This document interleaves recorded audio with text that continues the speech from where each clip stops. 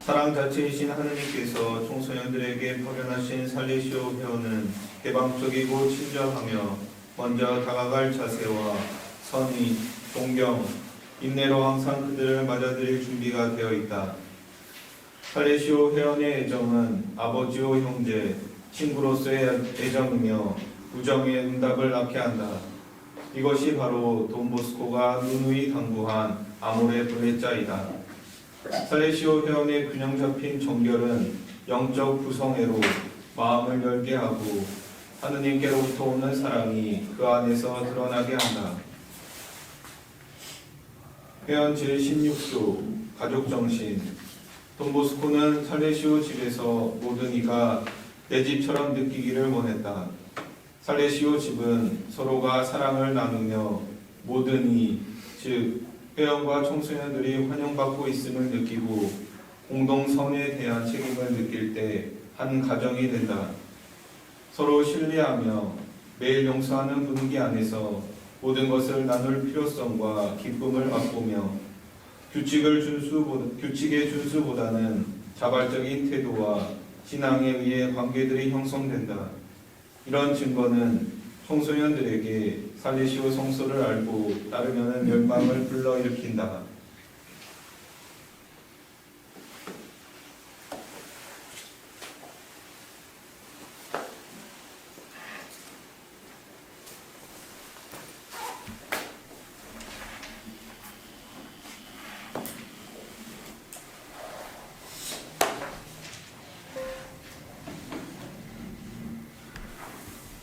네, 오늘 강의 시작하겠습니다. 그 회칙 72조 보면은요, 공동체는 적어도 3시간의 원래 피정과 적절하게 준비된 하루 피정을 3개월마다 할 것이다. 그러니까 우리가 뭐 반나절 피정 또는 분기 피정 하는 거 여기서 이렇게 이야기하고 있고, 또 회원들은 관구총회가 정한 양식에 따라 매년 6일간의 연례 피정을 하며 그 끝에 수도선의 의무를 갱신할 것이다. 이렇게 이야기하고 있습니다. 이것에 따라서 지금 우리가 연례 피정을 하고 있습니다. 6박 7일 피정인데요. 오고 가는 날 빼면 꽉 찬 닷새 피정이 되겠고요. 그래서 하루에 강의 1개, 강론 하나 이렇게 준비를 했습니다. 내년부터는 이제 꽉 찬 6일을 좀 하기 위해서 7박 8일로 하는 그런 변화가 있을 것이고 이미 관부장 편지를 통해 전달이 된 것으로 알고 있습니다. 그래서 어저께는 시작하는 날 강의, 도입 강의로서 10조와 11조 다시 살레시오 정신으로 라는 제목으로 도입을 했었고요. 오늘은 아모레 볼레사와 가족 정신인데 제목을 하느님 자비가 펼쳐지는 공동체 이렇게 정해보았습니다.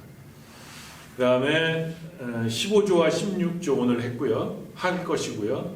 내일은 낙관주의와 기쁨인데 이것의 제목은 희망으로 구원된 우리 이렇게 붙여보았습니다. 다음에 19조는 창의성과 융통성인데 사랑의 혁명가라는 말을 붙여봤고요. 18조 일과 절제를 그 다음 날로 미뤘습니다. 사막의 날, 화해의 날인데 왠지 사막, 화해, 용서, 고백성사 하면 일, 절제 이런 것까지 연결될 것 같아서 조금 이렇게 순서를 바꿨습니다. 그리고 마지막 6째 날인데 5번째 강의가 되겠는데 우리가 그 다음 날 수도 서원을 갱신할 거니까 살레시오 회원의 서원에 대해서 한번 생각해 보겠습니다. 그래서 이렇게 진행이 되겠습니다. 가능하면 미사 강론과 강의가 좀 이렇게 연결될 수 있도록 한번 애를 써보겠고요. 다음에 돌아오는 월요일 날 사막의 날을 갖고 하루 좀 지내시고 돌아와서 저녁에 고백성사가 있습니다.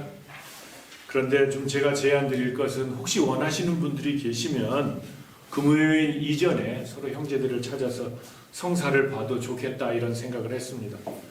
고백성사를 보고 온전한 은총지휘 속에서 피정을 하면 그것도 더 큰 은총으로 이어지는 통로가 되지 않을까 하는 그런 생각에서 그냥 제안을 드립니다. 오늘 이 시간에는요, 회헌 15조 아모레 볼레사와 16조 가족 정신을 다루고자 합니다. 이 두 항을요, 저는 그저 공동체와 형제들 사이의 관계, 그리고 우리와 청소년과의 만남, 그 차원에서, 그리고 성소 차원에서 조금 들여다보겠습니다. 다른 이론적, 역사적 배경은 어제 말한 대로 제가 연구도 좀 부족하고, 그래서 그냥 우리의 삶 안에서 일어나는 역동, 특별히 공동체 안에서 형제들 간에 일어날 그런 상황들 속에서 한번 생각해 보고자 했습니다. 그리고 좀 이론적인 것들은 회원 해설서를 많이 봤습니다. 이 자리에 수련장님도 계시고 회원 해설서 아주 정통하실 것 같은데, 또 우리 형제들이 회원 해설서 많이 보실 것 같은데, 거기에 나와 있는 내용들을 많이 참조하였습니다. 사도적이며 건강한 공동체에서 이루는 형제들 사이에 두텁고 가까운 친교, 이것에서 공동체의 사명 수행이 제대로 이루어질 수 있겠고, 또 성소 지도의 밑거름이 될 것이다. 이걸 먼저 전제로 하면서 시작하겠습니다. 우선 성소 이야기부터 시작하겠습니다. 우리 성소 팀장님 계시고 활발히 활동하시면서 아주 괄목할 만한 그런 성과를 지금 거두고 있는데요. 수도자, 사제 성소자 수 감소, 아주 현실감 있게 다가오고 있습니다. 이른바 좋은 시절 다 갔다, 이렇게 이야기들 하고 있습니다. 꽤 오래전부터 이런 면들이 우려스러웠고요. 오늘날과 같은 일이 벌어질 것이라고 대충 이야기들을 해왔습니다.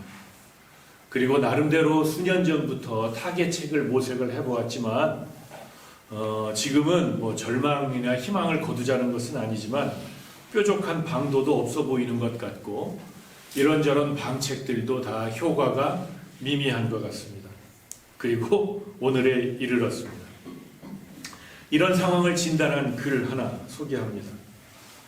교회 전반에 걸쳐, 그리고 안타깝게도 우리 수도회에서도 성소가 무서운 속도로 감소해 왔습니다. 한때는 어떤 젊은이가 우리에게 와서 최소한의 성소 조짐이라도 보이면 대부분 그를 잘 인도하여 우리의 정신에 맞도록 교육해 사제로 키울 수 있었습니다. 이제 이런 경우는 불가능합니다. 우리 학교들이 조금씩 다른 학교들이 걷고 있는 길을 따라가고 있다는 증거가 나날이 강해지고 있습니다. 오늘날 우리 학생들은 예전에는 팽배했던 선이나 종교적 관습, 종교 교육자들을 본받으려는 충동에서 동기를 찾지 못합니다. 그러면 이러한 경향을 거스르고 이전처럼 성소를 활성화하려면 어떻게 해야 할까요? 오늘날 상황을 아주 잘 짚어준 말씀 같습니다. 그리고 누가 한 말일까? 가톨릭 학교의 교장 선생님이나 또 어떤 수도의 장상이 한 말일까? 수도의 장상이긴 한데요, 어떤 가톨릭 학교의 교장은 아니고요, 바로 돈보스코께서 하신 말씀입니다. 성인께서 1880년에 수도의 2차 총회 때 하신 발언인데요, 정확한 현실 분석이며 또 미래에 대한 예언을 하고 있다라고 말씀드릴 수 있겠습니다. 그리고 돈보스코는 계속해서 처방을 내리는데, 그 처방은 오늘날 계속 유효한 처방이 되겠습니다. 무엇보다 우리 모든 형제가 상대방을 사랑과 온유함으로 대하기 시작해야 합니다. 젊은이들이 형제와 온유함이 우리를 지배하고 있다는 것을 보게 되면 우리의 삶의 방식에 강하게 끌릴 것입니다. 둘째, 우리 학생들에게 형제들 간에 대하는 것과 똑같은 사랑의 손길을 뻗쳐야 합니다. 이것이 실현될 때 젊은이들은 우리에게 매료될 것이고, 우리가 그들의 사랑을 얻게 되면 그들의 성소에 영향을 미칠 수 있게 될 것입니다. 조금 깁니다만 돈보스코의 말씀 계속 좀 들어보죠. 제게 이런 경험이 있습니다. 한 소년이 학교를 떠나기로 결심하면 저는 간섭하지는 않으나 그가 떠나려고 할 때 친근하게 그 소년에게 다가가 말했습니다. 내가 집으로 가려 한다면 괜찮아. 그렇지만 네가 무엇 때문에 떠나겠다고 마음을 먹었는지 솔직하게 말해주면 정말 고맙겠구나. 그러면 대부분 저는 살레시오 회원이 되기를 원하지만 살레시오 회원들은 서로 잘 지내지도 않고 상대방을 험담합니다. 이것을 보니 더는 그들과 같은 사람이 되고 싶지 않아요 라고 대답합니다. 그러면 저는 그런 잘못을 하는 극소수의 사람들은 살레시오회를 대표하는 것이 아니라고 말해주죠. 그러면 또 소년들은 이렇게 말합니다. 맞아요. 덕성이 높은 살레시오 회원도 많이 있다는 것을 압니다. 그렇지만 제가 본 것이 제게 너무나도 나쁜 영향을 미쳐 의욕을 잃었습니다. 이러한 상황에서 제가 잘 해낼 수 있을 것 같지는 않습니다. 돈보스코가 계속합니다.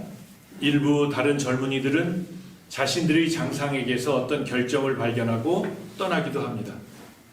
문제의 장상이 성인 같은 사람일 수도 있지만 소년들을 참을성 없이 거칠게 다루는 경향을 보일 수 있습니다. 그러면 모든 덕성은 간과되고 결점만이 결정적 요인이 됩니다. 돈보스코의 긴 말씀을 들었습니다. 듣다 보니까 저도 뜨끔뜨끔한 부분이 한두 군데가 아닙니다. 또 실패담을 고백하고 싶습니다. 동역자들이나 때로는 청소년들에게 형제를 험담하거나 형제를 깎아내린 일이 얼마나 많은지 모르겠습니다. 얼마 전에 한 형제와 학교에서 만났던 청소년들을 거칠고 사납게 대했던 일을 서로 고백성사하듯 진솔하게 털어놓은 적이 있습니다. 일종의 화해의 시간이라 좋았었는데요. 그러나 당사자는 만날 수 없었고요. 피해를 피해라고 할까요? 하여튼 불쾌한 경험을 가지고 있을지도 모르는 청소년들을 만나지는 못했지만 그래도 서로 이렇게 고백성사하듯이 기분이 좋았습니다. 그러나 한편으로는 저나 혹은 우리들로 하여금 마음이 다치거나 상한 청소년들이 상처 또는 부정적 인식 속에 살면 어쩌나 하는 걱정도 했습니다. 솔직히 말하면요, 저는 지금도 과거에 만났던 어떤 아이들을 생각하면 옛일들 때문에 미안하고 부끄럽습니다. 용기를 내어 용서를 청하고 싶어집니다. 부끄러워 숨고 싶을 때도 있지만 실수와 실패는 다 하느님의 자비에 맡기고 이제부터라도 사람들을 더 많이 사랑함으로써 벌충해야겠다고 다짐하고 있습니다. 또 혹시 어떤 청소년이 저 때문에 그런 아픈 경험이 있다면 정말 진심으로 용서를 청하고 싶습니다. 또 기회가 된다면 이런 실패담을 오늘과 같은 이런 자리에서 다른 형제들 그리고 특별히 초기 양성자 형제들에게 해주어서 그들이 같은 실수를 반복하지 않고 또 훗날 같은 미안한 마음을 갖는 일이 생기지 않도록 돕고 싶은 마음도 있습니다. 다시 돈보스코 말씀으로 돌아와서요. 이 말씀은 회원 16조 가족정신 조항의 결론과 바로 연결이 됩니다. 우리들의 이런 증거는 청소년들에게 살레시오 성소를 알고 따르려는 열망을 불러일으킨다 라고 회원 본문이 아주 똑똑하게 이야기하고 있습니다. 가족정신의 가장 멋진 열매 가운데 하나는 성소자입니다.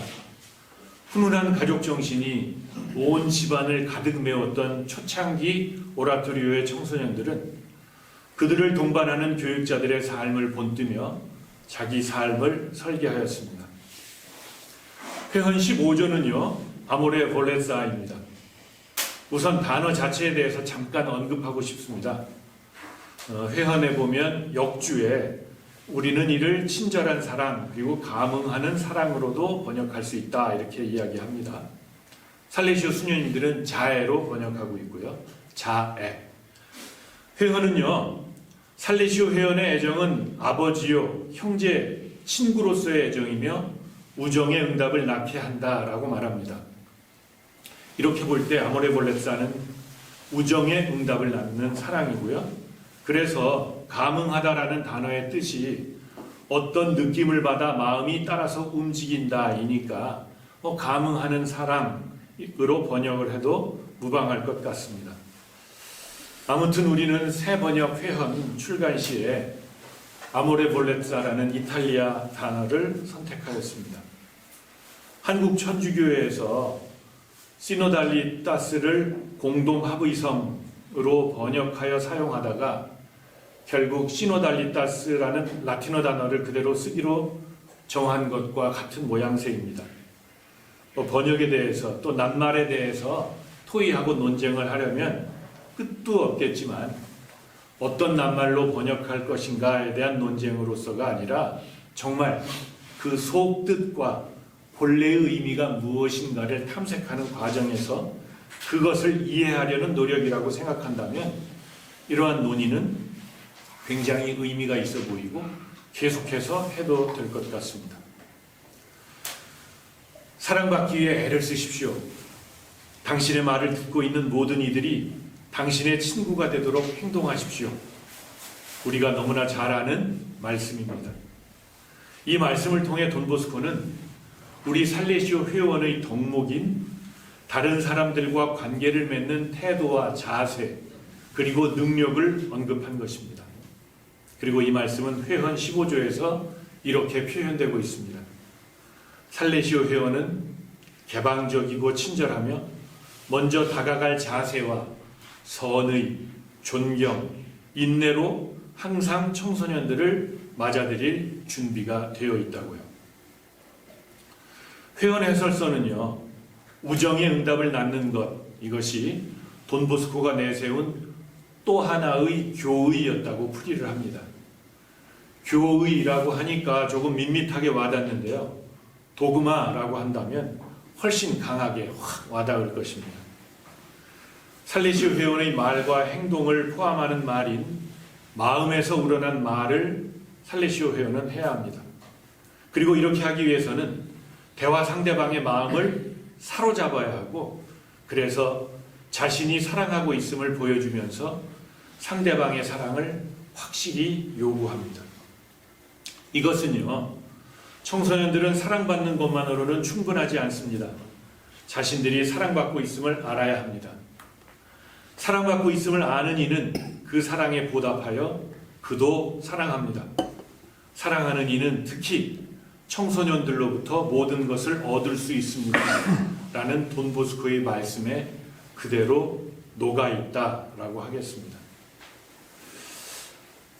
15조 아모레볼레사와 16조 가족 정신을 공동체 그리고 형제들 사이의 관계 차원에서 들여다보고 싶습니다. 16조를 보면요, 살레시오 집에서는 모든 이가 내 집처럼 느껴야 하고 서로 신뢰하며 매일 용서하는 분위기 안에서 모든 것을 나눌 필요성과 기쁨을 맛본다라고 합니다. 매일 용서하는 분위기, 어떤 분위기일까요? 용서가 정말 차고 넘쳐서 나는 용서받을 수 있다라는 확신을 갖게 해주는 분위기가 아닐까 생각합니다. 가톨릭 성가 435번 즐겁게 노는 어린이처럼 그 성가 3절 노랫말 잘 아시죠? 이렇습니다. 잘못을 깨친 어린이처럼 용서받을 확신을 갖고 주님께 나와 무릎을 꿇고 모든 고백하리라. 천진한 어린이처럼 티 없이 주님께 왔나이다. 용서받을 것이란 확신. 메시지를 반박할 수 없다면 메신저를 공격하라, 이런 말이 있습니다. 상대 주장을 깎아내리는 아주 고전적인 수법인데요, 기초 논리학 수업에 항상 등장하는 논리적 오류이기도 합니다. 예컨대 바이든 날리면 이 소동이 있었을 때 그 내용을 밝힐 수가 없으니까 그 보도가 가짜네, 국익을 손상하네 하면서 언론사에게 불이익을 주고 또 공격을 했던 그런 그 행태 같은 것, 그것이 여기에 해당된다고 하겠습니다. 그러니까 당당히 대응하기에는 팩트가 명확하지 않거나 불리할 수 있으니 발화자를 잡아 공격하는 정치학의 아주 저급한 기술이다 라고 사전에 나와 있더라고요. 메신저를 공격해서 그 메시지를 깎아내리는 방법이라는 것이죠. 고등학생이 퇴학 처분 징계를 받거나 중학생이 강제 전학 징계를 받는 경우가 있습니다. 이때 그런 처분을 받은 학생이 이에 불복하면 교육청에 재심을 청구하고 이를 징계조정위원회에서 심의를 하는데요. 제가 강원도 징계조정위원회 위원으로 참여하고 있습니다. 상담복지센터장을 위원으로 초대했다는 것은 학생의 입장에 조금 더 귀를 기울여 주라는 뜻일 겁니다. 또 편을 들라는 말은 아니겠지만 할 수만 있다면 그 청구인인 학생 편에 서서 사안을 바라봐 달라라는 의미라고 생각을 합니다. 그런데 회의에 참석해서 자료를 보거나 또 위원회에 참석한 학생들을 만나보면 정말 가관입니다. 거짓말은 기본이고 아주 몸에 철저히 녹아들어 있고요. 잘못은 대부분 인정하지 않습니다. 인정하더라도 아주 정남이 떨어지도록 교활하게 선을 지켜가면서 최소한만 하는 것 같습니다. 학생들이 아주 미워지기 딱 좋은 그런 회의입니다. 또 관련 교사는요, 보통 정신과 치료를 받거나 병가 혹은 병휴직에 이릅니다. 36년차 여교사가 중2 남학생에게 아주 심한 욕설을 듣고 폭행을 당하기 일보 직전까지 가는 그런 경우도 있었습니다. 학생 하나하나를 살펴보면 정말 기가 막힌 딱한 사정이 있는 친구들인데 그들을 볼 때 속에서 미움이 차오른다는 거죠. 메시지는 간대였고 메신저만 미워지는 것입니다. 제가 지금 논리학이나 정치기술, 또 정치인 편회 이런 것들을 하는 것이 아닙니다. 우리 삶, 특히 우리 공동생활 안에서 그리고 우리가 청소년이나 동역자를 만나는 자리에서 가족 정신이 꽃피워야 할 우리 삶의 현장에서 매일매일 화해하고 용서하는 분위기가 조성되고 있는지, 가족 정신이 조성되지 못하게 만드는 단면이 있는지 그런 것을 찾아보자는 취지로 이런 긴 예를 들어보았습니다. 우리도 살아가면서 특별히 형제간의 관계 안에서 메시지와 메신저를 좀 헷갈리지 말아야 할 것 같습니다. 미워할 대상으로서의 죄와 용서받아야 할 죄인을 혼동하지 말아야 한다는 것입니다. 특히나 공동체 안에서는요. 결핍 자체와 결핍으로 인해 가련하고 힘겹게 살아가는 한 인간인 청소년을 막 버무려서 판단을 하지는 말아야 하겠습니다. 혹시 헤어질 결심이라는 영화 보셨는지 모르겠는데요. 사고로 남편을 잃은 여주인공이 재혼을 하였는데 그 재혼한 남편마저 죽습니다. 이 두 남편의 죽음을 두고 의심의 눈길을 거두지 못하는 경찰이 여인에게 말합니다. 두 남편 다 죽었다라는 것을 두고 사람들이 그것 참 공교로운 일이라 생각할 겁니다. 그러자 여인이 답합니다. 참 불쌍한 여자라고 생각하겠죠. 진실은 스포일러가 될 것 같아서 말씀을 안 드리겠습니다만은 여기서 우리가 생각할 것은 어느 입장에서 어느 편에 서서 어떻게 보느냐에 따라서 단죄를 할 수도 있고 측은지심을 발동시킬 수도 있다는 말씀을 드리고 싶습니다.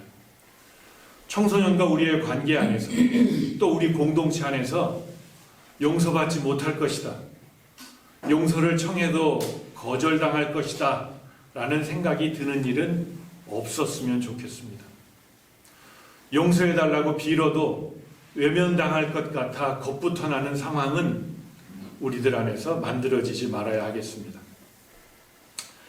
아모레볼레사와 가족정신이 내 안에서 피어나 공동체 안을 가득 채울 수 있으면 좋겠습니다.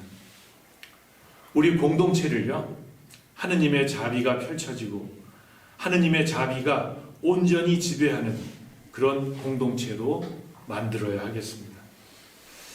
벌써 10년이 다 돼가는데요. 14년 8월에 프란치스코 교황님께서 한국에 오셨었는데 그때 꽃동네에서 수도자들과의 만남을 가졌습니다. 그 만남에서 교황님이 이런 말씀을 하십니다. 수도자 여러분, 여러분의 과업은 바로 공동체 생활을 통해 하느님의 자비에 대해 전문가가 되는 것입니다. 자비의 전문가가 되는 것인데 그것이 공동체 생활을 통해서 배양되어야 한다라는 말씀으로 읽힙니다. 결국 열쇠는 공동체에 해답은 공동체 생활에 있는 것이 아닌가 그런 생각을 해보았습니다. 배우자와 함께 가정 사목 또 가정을 위해서 일하고 부부 상담 또 부부 생활에 대한 강의 이런 것들을 하는 평신도 손세공 LD 선생이 있습니다. 부부가 활동을 많이 하시는데요. 그분이 재미있는 이야기 하나를 들려주었습니다. 옳다고 인정은 못하지만 존중은 한다 라는 내용인데요. 이것이 우리가 공동체 안에서 어떤 불편한 형제 또는 불편감을 조성하는 것 같은 그런 형제, 자기가 느끼기에 그런 형제에게도 적용이 될 수 있지 않을까 생각해서 오늘 강의 제목인 하느님의 자비가 펼쳐지는 공동체 이야기의 결론으로 삼고 싶습니다. 이런 이야기입니다. 남편이죠. 내가 아침 식사로 라면이 먹고 싶다고 말하면 아내는 어이없어 하면서도 라면을 먹겠다는 내 생각을 옳다고 인정은 못하지만 존중하기 때문에 라면 냄비를 식탁 위에 올려준다. 이제 남편이 아내를 관찰했습니다. 20명이나 되는 손님을 맞이해야 할 때 식탁고가 다려져 있지 않으면 그 바쁜 와중에도 식탁고를 다림질해야 한다는 아내의 생각을 나는 틀렸다고 생각한다. 어차피 식탁고 위에 그릇들이 놓일 것이기 때문이다. 그릇에 가려서 조금 구겨진 식탁고는 흠잡힐 일이 아니라고 생각하지만 아내는 초대한 마음은 다림질을 해야 한다고 말한다. 그래서 옳다고 인정은 못하지만 존중하기 때문에 다림질이 끝날 때까지 기다리면서 식탁을 차리기보다 먼저 할 수 있는 일을 찾아서 하게 된다. 결국 옳고 그름의 문제가 아닌 것 때문에 우리가 자비를 실천하지 못할 때가 있고 또 공동체 안에서 가족 정신이나 아모레 볼레사가 충분히 발휘되지 않는 것 같습니다. 옳고 그름의 문제보다 존중의 문제가 아닐까 생각합니다. 존중하고 인정하는 데서 아모레 볼레사도 그리고 가족 정신도 자비도 공동체도 출발점이 거기라고 저는 생각을 합니다. 이런 정도 말씀 나누면서요. 성찰과 묵상거리 좀 드리겠습니다. 어제 말씀드린 것처럼 회원 그냥 편안한 마음으로 이렇게 소화한다는 그런 마음으로 좀 계속 읽어보시면 큰 도움이 될 것 같습니다. 그래서 15조와 16조 제안드리고요. 에페소서 4장 31절과 32절 모든 원한과 격분과 분노와 폭언과 중상을 온갖 악의와 함께 내버리십시오. 서로 너그럽고 자비롭게 대하고 하느님께서 그리스도 안에서 여러분을 용서하신 것처럼 여러분도 서로 용서하십시오. 이 말씀 좀 묵상하면서 고백성사도 좀 미리 준비할 수 있고 또 공동체 안에서 또는 삶의 현장에서 이런저런 불편함이 있는 사람들을 어떻게 대해야 할지 이런 것들 좀 성찰할 수 있을 것 같습니다. 조금 더 나아가서 형제에게 용서받아 보는 경험이 있는가 한번 생각해 볼 수 있습니다. 장상에게 또 공동체로부터 또 청소년에게 용서받은 경험들이 있으면 감사하는 그런 순간 떠올릴 수 있어서 큰 위로가 될 것 같고요. 또 내가 형제에게, 장상에게, 공동체에게, 청소년에게 용서를 청할 일들이 무엇이 있는가 한번 생각해 보면서 용기를 내보라는 그런 말씀을 드립니다. 영광이 성부와 성자와 성령께 그리스도인들의 도움이신 마리아님